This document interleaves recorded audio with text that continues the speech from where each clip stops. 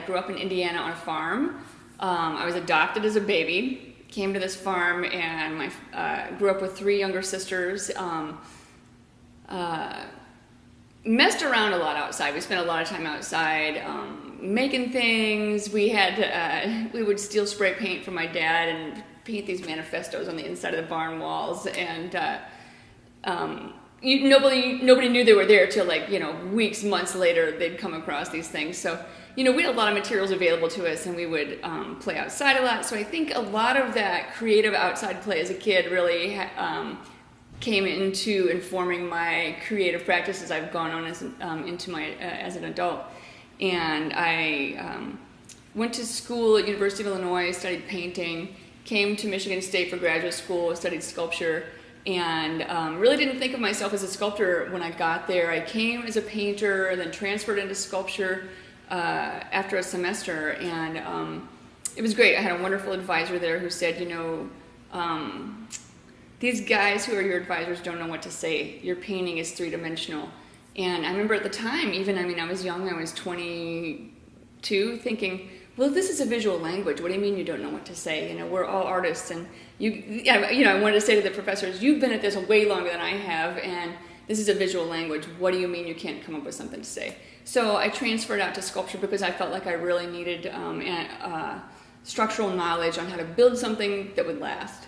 And so finished up at Michigan State, and now I live by Ann Arbor. So I live in Saline and spent a lot of time in the Southeast Michigan area, going to art exhibits, meeting artists, spending time in Detroit making art, meeting artists, going to museums. So I feel very rooted in Michigan. I try to remember this quote of this wonderful woman that came into our gallery, and she had been an art historian for her profession. And she came in one day a couple of years ago before I was getting ready to do a show, and I was really sort of thinking about, okay, do I want to make some work that's sort of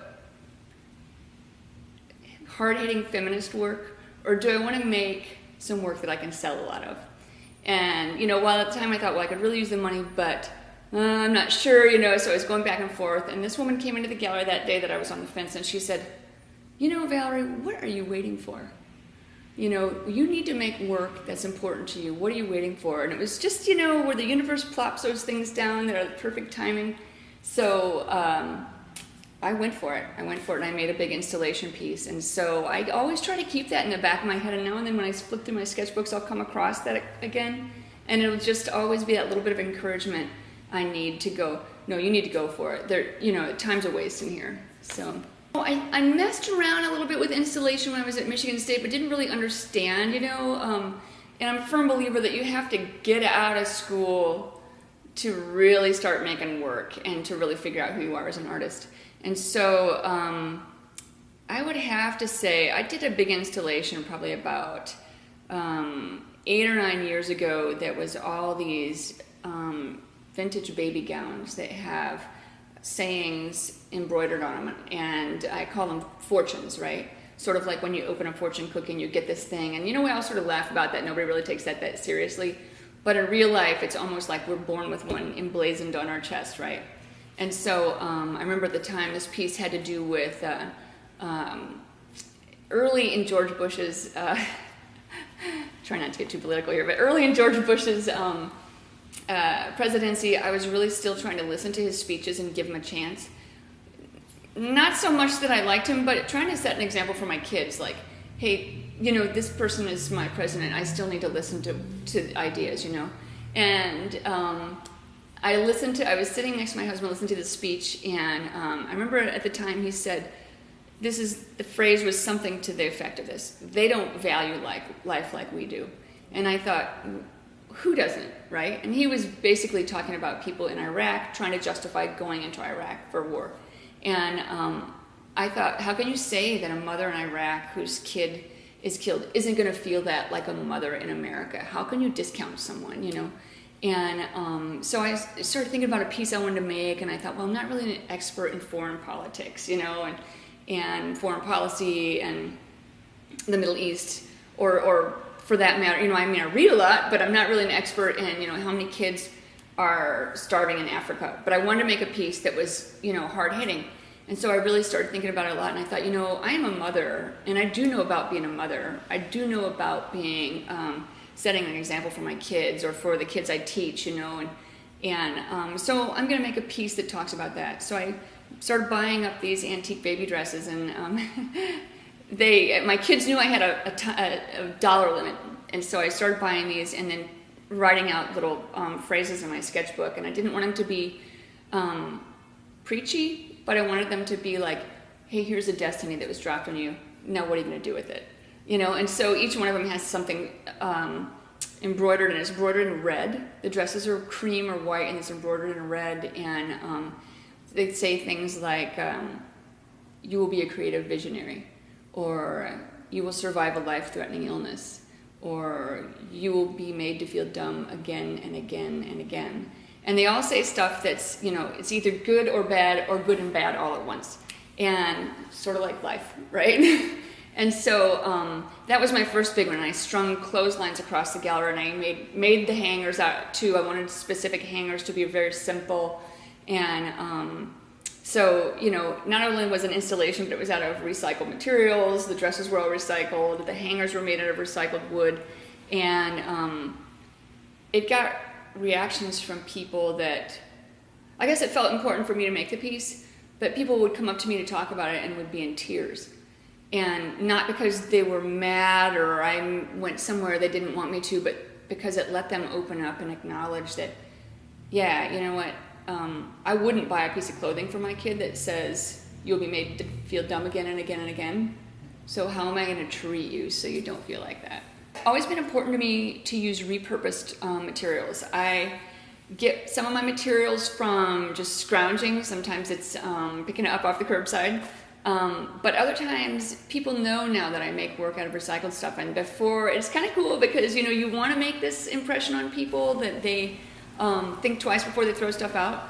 And so now sometimes people will be like, oh, hey, wait, maybe Valerie can use it. And they'll dig it out and bring it to me. And I remember the first time that I felt like I made progress with my parents as far as knowing me as a person, as an adult, was when my mom saved this thing for me, and my husband and I were just engaged, and she mailed this thing to me. It was a oil filter box that had a bird nest inside and a little wishbone, and tied to it she had this note that said, for your best wishes for your nesting. And I was like, oh my God, my mom made this recycled, repurposed piece of art for me, And I saved it. I still have it, like 25 years later. And so, when my parents started saving materials for me, that's when I knew, hey, these are people that don't recycle their beer cans, like now they're saving rubber for me, or feed sacks, or plexiglass, or wire, or whatever, because maybe they don't have a vision for what it can be, but then like, well, maybe she will. So that's wonderful. So this piece behind me is called Variations Within a Species. And I started drawing birds at the Natural History Museum at the University of Michigan in June, so about 5 months ago. And I was invited to come there. I didn't realize it's technically a public collection, and so anyone can go use it as long as you make contact and reserve a time. Just check that it's not going to interfere with research, and you can sign in the book. And indeed, the sign-in book it's just pencil and paper, and the dates. And on one sheet there were 3 years accounted for. So really, not a lot of people go and use this collection. But it's amazing. You walk in, and the building is an angled building, so you walk in and you see this one area that's all white doors, like a morgue, like a 3-level morgue, right? And then you go down, and it goes the length of this huge building. And those are full of birds, right? And there could be a whole tray full of goldfinches or some kind of warbler. And they pull them out, and they just look like a bunch of jewels, just these beautiful little jewels, And so I was going this summer and taking my drawing and painting materials and just trying not to make them too precious. And in the course of a few hours, maybe crank out 4 or 5 paintings or drawings of these pieces, and not quite sure what I was going to do with them, but I loved them, and so I would take pictures and put them on my blog. And And then I thought, well, I knew my show was coming up. I needed to come up with a piece, but I didn't feel like the little sketches, they weren't really finished pieces. And I thought, well, maybe other people won't be as excited about dead birds as I am, you know? So I thought, well, how can I make a sculpture? So I took one of the little forms, and it happens to be a goldfinch body shape. And I made a little drawing template and started using that to make a wire outline for the birds. And, you know, one of the great things here that happens in the piece with the light, and I figured this would happen, was that these shadows become drawings on the wall. And so because of the placement of the lights, there's 2, sometimes 3 or 4 shadows cast by the pieces. And one of the things I like about that is birds are really, they don't sit in any one place for very long. And so you see them, but you really you think you see more than you do when you're watching them, right? So it just takes hours and hours to notice things, you know? And so the cool thing about all the shadows is they sort of replicate that ephemeral bit of birds, you know, that I'm here, I'm not here. So, and the piece is made out of almost all recycled metal. The little wire drawing, the outlines are made from new metal because I needed to know I had something that would be able to bend and not break, because sometimes old metal, there's bends that you don't know about and it'll break. But all of the copper and brass wire that's over them is from the inside of electrical motors. And I got to about bird number 75 and thought, oh my God, how am I going to do this? I had this goal of 200 birds, right? And so I thought, well, this wire is fine enough that I can crochet it. So I went and dug out my grandma's old crochet hooks that I inherited and didn't know what to do with, and started crocheting the wire on the outside, and then added other antique sewing notions like buttons and rhinestones and sequins on this guy, sequins on this guy, some vintage fabrics that were just too cool to throw out. And a lot of art communities, I mean, there's always struggle involved, right?